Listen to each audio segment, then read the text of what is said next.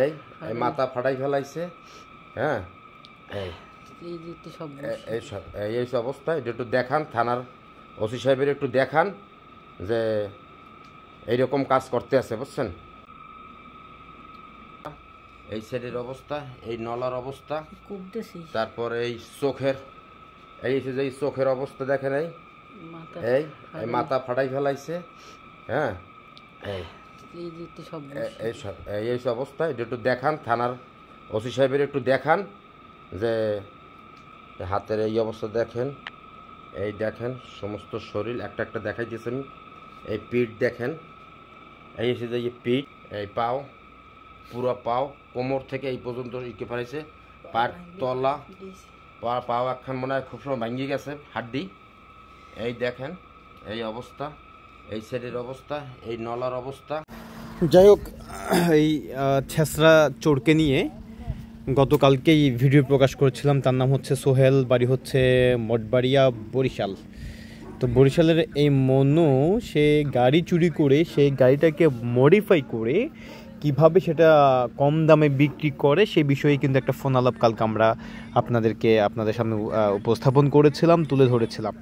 Phone আলাপে বোঝা যাচ্ছে যে সে কি কাজগুলো করে এবং সে যে একজন গাড়ি চোর, ছিনতাইকারী, এই বিষয়টা কিন্তু তার কথাই সে নিজে প্রমাণ দিয়ে গেছেন। পাশাপাশি তার ভিডিওটি প্রকাশ হওয়ার পর থেকে কিন্তু সে নানাজনকে ভিডিওটা কে কাকে আমাকে পাঠালো বা নানা দিকভাবে সে হুমকি দুমকি দিয়ে যাচ্ছে সবাইকে, সেগুলো আমাদের কাছে এসেছে। কিন্তু এর আগে যে ভিডিওটা দেখেছেন সেটা হচ্ছে একজন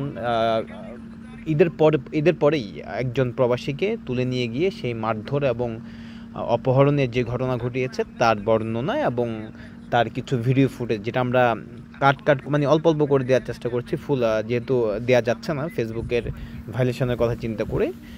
তো এই হচ্ছে এই ছেসরার অবস্থা। সে কিছুদিন আগে রিয়াদ ছেড়ে দামাম চলে গিয়েছিল। তার নামে কিন্তু বেশ কয়েকটি মামলা আছে। তো আপনার তাকে যেখানে পাবেন দেখবেন, ধরে দেওয়ার চেষ্টা করবেন। তারা মনে করছে যে না, তারা টোকাই, হ্যাঁ, তাদের টোকাই গ্রুপ আছে, তারা অনেক কিছু হত্যা করতে, আসলে কিছু না। ধরিয়ে দিবেন, ধরে দিলে আইন আছে, আইনের মতো করে তাদেরকে শাস্তি করবে, ঠিক আছে? এটা হচ্ছে সৌদি আরবের আইন। তারা হয়তো দু একজন সৌদির সাথে পরিচয় থাকলেই মনে করে যে না, পুরো সৌদি আরব তাদের কন্ট্রোলে। এটা একেবারে ভুল ধারণা। তো আশা করব তাকে যেখানেই পাবেন তার আরও বিস্তারিত ছবি এবং তার সাথে কিংবা তার চক্রের মধ্যে অপহরণ হয়েছে এমন কেউ থাকলে আমাদেরকে বিস্তারিত জানাবেন। ধন্যবাদ। ভিডিওটি বেশি বেশি করে শেয়ার করে দিবেন।